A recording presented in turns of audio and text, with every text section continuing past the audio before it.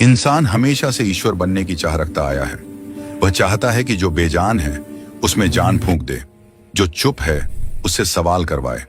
लेकिन सोचिए, अगर एक दिन आपके ही हाथों से घड़ी गई मिट्टी आपकी ओर देखकर पूछ बैठे, मैं कौन हूं? यह सुनने में किसी चमत्कार जैसा लगता है, पर धौलीपुर के एक कुम्हार और उसकी गूंगी बेटी के लिए यह चमत्कार नहीं, बल्कि मौत का ऐलान था। बहुत पुराने समय की बात है। पश्चिम दिशा में कंचनजंगा नाम का एक विशाल और समृद्ध राज्य था। सोने जैसी चमकती गलियां, ऊंचे महल और भरे हुए खजाने उसकी पहचान थे। लेकिन उसी राज्य की सीमा से सटे रेगिस्तान में एक छोटा सा गांव था, धौलीपुर। नाम की तरह ही धूल और सूखे से भरा हुआ। यहां न हरियाली थी न पानी, बस तपती धरती और संघर्ष से भरे लोग। धौलीपुर में अधिकतर लोग कुम्हार थे। मिट्टी से बर्तन बनाकर ही उनका जीवन चलता था। लेकिन पिछले 3 वर्षों से बारिश की एक बूंद भी नहीं गिरी थी। मिट्टी सूख चुकी थी, कुएं कीचड़ उगलते थे और भूख हर घर की स्थायी मेहमान बन चुकी थी। इसी गांव में रहता था एक बूढ़ा कुम्हार, किशन काका। उम्र ने उसकी कमर झुका दी थी, पर हाथों में अब भी जादू था। जब वह चाक पर मिट्टी रखता तो बेजान मिट्टी में भी जान सी आ जाती। सुराही, दिए, खिलौने सब जैसे बोल उठते। मगर भूखे पेट को कला से क्या मतलब? कोई उसकी कद्र नहीं करता था। किशन काका की दुनिया में एक ही उजाला था, उसकी बेटी चमेली। वह सचमुच चमेली के फूल जैसी नाजुक और सुंदर थी। बड़ी बड़ी काली आंखें जिनमें करुणा भरी रहती थी। लेकिन विधाता ने उसे आवाज नहीं दी थी। वह गूंगी थी, हालांकि उसकी उंगलियां बोलती थी। मिट्टी को आकार देने में वह अपने पिता से भी आगे थी। जो मूर्ति वह बनाती वह सजीव लगती, जैसे बस सांस लेना बाकी हो। गांव में एक और मशहूर नाम था, झुमका नाई। दुबला पतला, सिर पर टेढ़ी पगड़ी और कमर में लटकी कैंची। बाल काटना उसका पेशा था, पर डर फैलाना उसका शौक। अपनी बहादुरी के किस्से सुनाता, लेकिन हकीकत में अपनी परछाई से भी डरता था। एक दिन जेठ की तपती दोपहर थी। सूरज आग बरसा रहा था। किशन काका सूखे नीम के नीचे चाक घुमा रहे थे, लेकिन मिट्टी साथ नहीं दे रही थी। तभी झुमका नाई दौड़ता हुआ आया, हांफता हुआ चिल्लाया, काका, अनर्थ हो गया, राजा के सिपाही आ रहे हैं। कुछ ही देर में गांव की चौपाल पर नगाड़े बजने लगे।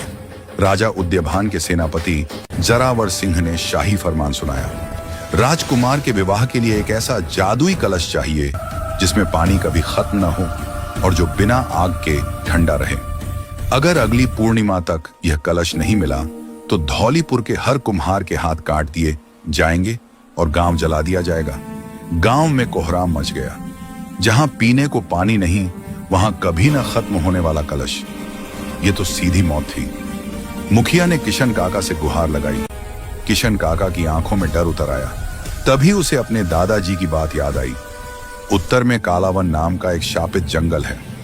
वहां पन्ना झील है जिसकी मिट्टी में जादू है, लेकिन उसकी रखवाली एक मिट्टी का दैत्य करता है। मजबूरी में किशन काका, चमेली और डरपोक झुमका उस जंगल की ओर निकल पड़े। कालावन डरावना था।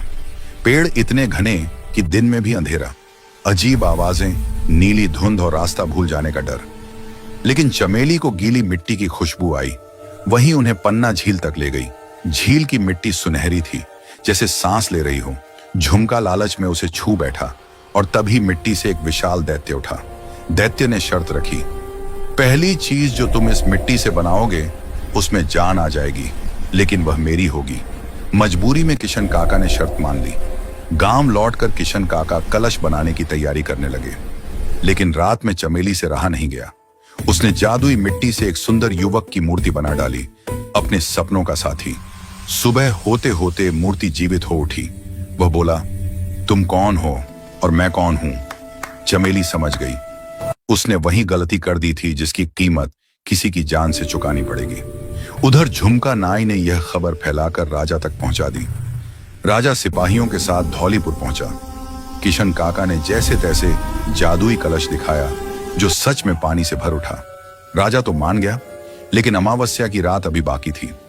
दैत्य की शर्त अब भी बाकी थी और उस शर्त के बीच फंसा था माटी, मिट्टी से जन्मा एक मासूम इंसान।